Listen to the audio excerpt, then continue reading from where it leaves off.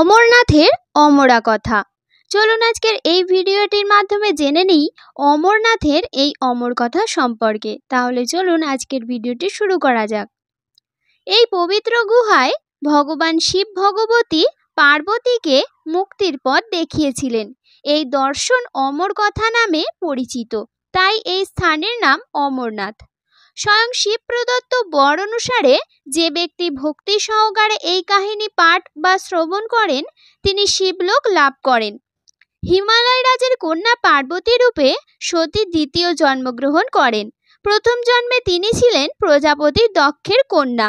ভগবান শিব প্রজাপতি দক্ষের কন্যা সতীর বিচ্ছেদের পর হিমালয়ে কঠোর তপস্যা শুরু করেছিলেন। মহেশ্বরী এরপর বহু বছর ধরে সেখানে ভগবান শিবের সেবা করতে থাকেন। একবার পার্বতীজি শিবজিকে জিজ্ঞাসা করলেন, আমি ভাবছি তোমার গলায় এই মালা কেন? ভগবান শিব বললেন, পার্বতী, তুমি যতবার জন্মেছ আমিও তোমাকে ততবার মাথায় সিঁদুর পরিয়েছি। পার্বতী বললেন, আমার দেহ বিনষ্ট, মরে যায়, কিন্তু তুমি অমর, এর কারণ বলো, আমিও অমর হতে চাই।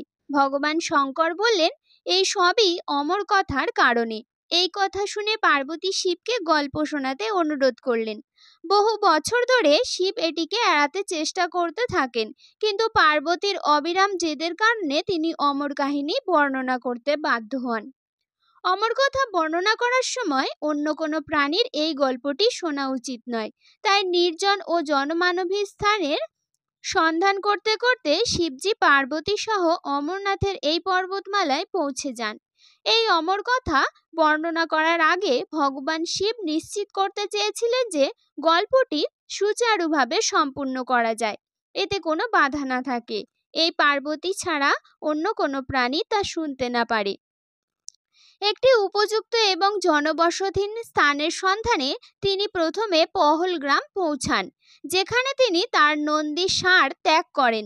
প্রকৃতপক্ষে এই স্থানের প্রাচীন নাম ছিল বেইলগাঁও, যা পরবর্তীতে আঞ্চলিক ভাষার উচ্চারণের কারণে অবনতি হয়ে পহেলগামে পরিণত হয়। এরপর চন্দনবাড়িতে ভগবান শিব চাঁদকে তার চুল থেকে মুক্ত করেন। শেষনাগ নামে হ্রদে পৌঁছে তিনি তার গলা থেকে সাপের মালাও খুলে ফেললেন। এরপর তিনি তার প্রিয় পুত্র শ্রী গণেশজিকে মহাগুণ পর্বতে রেখে যাওয়ার সিদ্ধান্ত নেন। পঞ্চতরণীতে পৌঁছানোর পর শিব 5টি শিবপঞ্চ উপাদান অর্থাৎ পৃথিবী, জল, বায়ু, অগ্নি ও আকাশ পরিত্যাগ করেন। ভগবান শিবকে এই 5টি উপাদানের কর্তা বলে মনে করা হয়, যা তিনি শ্রী অমরনাথ গুহায় প্রবেশের আগে রেখে গিয়েছিলেন। এরপর শিব পার্বতী এই পর্বতমালায় তাণ্ডব নৃত্য পরিবেশন করেন। তাণ্ডব নৃত্যকে আসলে সৃষ্টির ত্যাগের প্রতীক মনে করা হতো। সবকিছু ত্যাগ করে অবশেষে ভগবান শিব পার্বতীর সাথে শ্রী অমরনাথের এই গুহায় প্রবেশ করলেন এবং একটি হরিণ বিছিয়ে পার্বতীকে অমরত্বের রহস্য বর্ণনা করতে ধ্যানে বসলেন। কিন্তু তার আগে তিনি কালাগ্নি নামে রুদ্রকে প্রকাশ করলেন এবং আদেশ দিলেন, সর্বত্র এমন প্রচণ্ড আগুন দেখাও যাতে সমস্ত জীব পুড়ে ছাই হয়ে যায়। কালাগ্নিও তাই করেছিলেন। এবার সন্তুষ্ট হয়ে শিব ভগবতী পার্বতীকে অমর কথা বর্ণনা করতে শুরু করেছিলেন অমরনাথ গুহায়। ভগবান শিব যখন দেবী পার্বতীকে জ্ঞানের এই অমৃত বর্ণনা করছিলেন, তখন শুকের সবুজ তোতা একটি শিশু ও এই জ্ঞান শুনছিল। গল্প শোনার মাঝে পার্বতী চিৎকার করতেন। গল্প শুনতে শুনতে পার্বতীজি ঘুমিয়ে পড়লেন এবং তার জায়গায় বসে থাকা একজন শুক তার কণ্ঠস্বর ভরিয়ে দিলেন। ভগবান শিব যখন এই কথা জানতে পারলেন, তিনি শুককে হত্যা করতে দৌড়ে গেলেন এবং তার পিছনে ত্রিশূল রেখে গেলেন। শুক প্রাণ বাঁচাতে 3 জগতেই দৌড়াতে থাকেন। দৌড়াতে গিয়ে তিনি ব্যাসদেবের আশ্রমে এসে সূক্ষ্ম রূপ ধারণ করেন এবং ব্যাসদেবের স্ত্রীর মুখে প্রবেশ করেন। সেই তার গর্ভে রয়ে গেল। কথিত আছে যে তারা 12 বছর ধরে গর্ভ থেকে বেরিয়ে আসেনি। যখন ভগবান শ্রীকৃষ্ণ স্বয়ং এসে তাকে আশ্বস্ত করলেন যে তুমি যখন বাইরে আসবে তখন তোমার উপর মায়ার কোনো প্রভাব থাকবে না, তখনই তিনি গর্ভ থেকে বেরিয়ে আসেন এবং ব্যাসদেবের পুত্র বলা হয়। গর্ভেই তিনি বেদ, উপনিষদ, দর্শন ও পুরাণ ইত্যাদির কথা যথাযথ জ্ঞান লাভ করেছিলেন। জন্মের সাথে সাথেই শ্রীকৃষ্ণ ও পিতামাতাকে প্রণাম করে তপস্যার জন্য বনের পথ ধরলেন। তিনি সুখদেব মুনি নামে বিশ্বখ্যাতি লাভ করেন। একবার মহাদেব সন্ধ্যায় নৃত্য করছিলেন। যখন ভগবান শিবের গণ নিজেদের মধ্যে হিংসার বশবর্তী হয়ে কুড়ু কুড়ু শব্দটি উচ্চারণ করতে শুরু করেন, মহাদেব তাকে অভিশাপ দিলেন যে তুমি এই কুড়ু কুড়ু শব্দটি দীর্ঘকাল বলতে থাকো। অতঃপর ওই রুদ্ররূপী গণ একই সাথে পায়রার পরিণত হয় এবং সেখানে তাদের স্থায়ী আবাস হয়। যাত্রার সময় এই দুটি পায়রা পবিত্র অমরনাথ গুহায়ও দেখা যায় বলে বিশ্বাস করা হয়। আশ্চর্যের বিষয় যে যেখানে অক্সিজেনের পরিমাণ নগণ্য এবং যেখানে দূর দূরান্তে খাওয়া দাওয়ার কোনো মাধ্যম নেই, সেখানে এই কবুতররা বাস করবে কি করে? এখানে কবুতর দেখা শিব ও পার্বতীর দর্শন বলে মনে করা হয়।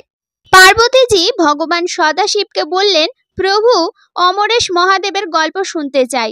আমি আরো জানতে চাই যে মহাদেব কেন এবং কিভাবে গুহায় অবস্থান করে অমরেশ নামে ডাকা হয়েছিল। সদাশিব ভোলেনাথ বললেন, দেবী, ব্রহ্মা প্রকৃতির স্থাবর পর্বত, বন, মানব জগৎ আদিকালে জন্মেছিল। এই ক্রমানুসারে দেবতা, ঋষি, পূর্বপুরুষ, গন্ধর্ব, অসুর, সাপ, যক্ষ, ভূত, কুষ্মাণ্ড, ভৈরব, শৃগাল, অসুর ইত্যাদির জন্ম হয়। এভাবে নতুন ধরনের ভূত সৃষ্টি হলেও দেবতা ইন্দ্র সহ সকলেই মৃত্যুর নিয়ন্ত্রণে ছিলেন। এরপর ভগবান ভোলেনাথ বললেন যে দেবতারা মৃত্যুকে ভয় পান, তারা তার কাছে আসেন। সমস্ত দেবতারা তার প্রশংসা করলেন এবং বললেন যে মৃত্যু আমাদের বাধা দেয়। দয়া করে এমন কোনো প্রতিকারের পরামর্শ দিন যাতে মৃত্যু আমাদের বাধা না দেয়। আমি তোমাকে মৃত্যু ভয় থেকে রক্ষা করব। এই বলে সদাশিব তার মাথা থেকে চন্দ্রের পর্যায়টি খুলে নিলেন এবং দেবতাদের বললেন, এটাই তোমার মৃত্যুর ওষুধ। সেই চন্দ্রকলা নিংড়ানোর ফলে পবিত্র অমৃতের একটি স্রোত প্রবাহিত হয় এবং সেই স্রোতটি পরে অমরাবতী নদী নামে পরিচিত হয়। চাঁদ নিংড়ে দেবার সময় ভগবান সদাশিবের শরীরে যে অমৃত বিন্দু পড়েছিল তা শুকিয়ে পৃথিবীতে পড়েছিল। পবিত্র গুহায় থাকা ছাই এই অমৃত বিন্দুর কণা যা পৃথিবীতে পড়েছিল, ভগবান সদাশিব স্বয়ং দেবতাদের প্রতি প্রেম উৎসর্গ করতে গিয়ে তরলীকৃত হয়েছিলেন। সদাশিবকে জল রূপে দেখে দেবতারা তার স্তুতিতে মগ্ন হলেন এবং বারবার নমস্কার করতে লাগলেন। ভোলেনাথ দেবতাদের বললেন, হে দেবগণ, তুমি এই গুহায় আমার বরফ লিঙ্গের শরীর দেখেছ। এ কারণে আমার কৃপায় তোমার মৃত্যু ভয় থাকবে না। এখন তুমি এখানে অমর হয়ে শিবের রূপ লাভ করো। আজ থেকে আমার এই চিরন্তন লিঙ্গ দেহ 3 ভুবনে অমরেশ নামে পরিচিত হবে। দেবতাদের এমন বর দিয়ে সদাশিব সেই দিন থেকে লীন হয়ে গুহায় বাস করতে লাগলেন। ভগবান সদাশিব অমৃত রূপে সোমকলা পরিধান করে দেবতাদের মৃত্যু বিনাশ করেছিলেন। তখন থেকেই তার নাম অমরেশ্বর প্রসিদ্ধ হয়।